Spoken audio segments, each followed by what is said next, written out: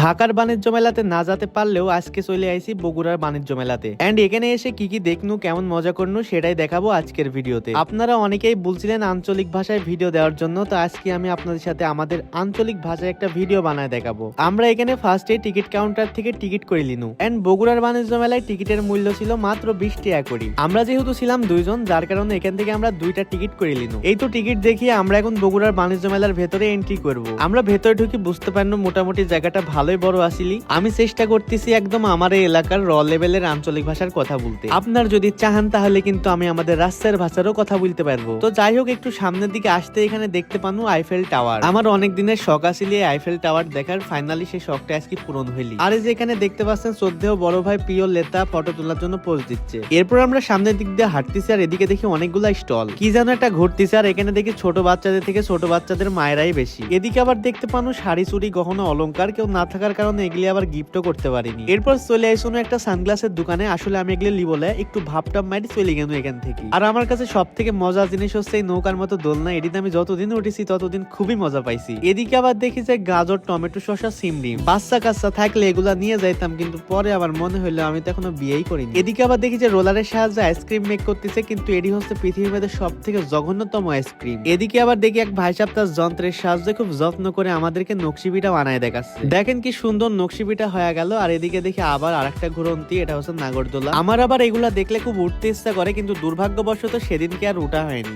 এরপর আমরা চলে আসলাম ঢাকা স্টার কাবাবে তাদের ফুচকা খাতে। ফুচকা যে আমি খাইনি ব্যাপারটা কিন্তু এরকম লয়, আমি খাই কিন্তু পরিমাণে খুবই অল্প। তবে ফুচকার যদি বেশি ঝাল হয় তাহলে কিন্তু আমি আবার খেতে পারি না। তো যাই হোক, ফুচকা টুচকা খাওয়া শেষ করি আমরা একটু ঘুরি টুরি আমরা বের হয়ে যাব। আঞ্চলিক ভাষার ভিডিও আপনাদের কাছে একটুকু ভালো লাগবে আমি খুব ভালো করেই জানি, তারপরেও কোনো অনেকদিন থেকে ভিডিও ভিউটিউ হচ্ছে না, যার কারণে আঞ্চলিক ভাষার ভিডিও আপনাদের কাছে কিরকম লাগেছে অবশ্যই কিন্তু কমেন্ট করে জানাবেন। আর আজকের ভিডিওটা বেশি বড় করতেছি না, আজকের ভিডিওটা এই পর্যন্তই। দেখা হচ্ছে নেক্সট ভিডিওতে। আল্লাহ হাফেজ।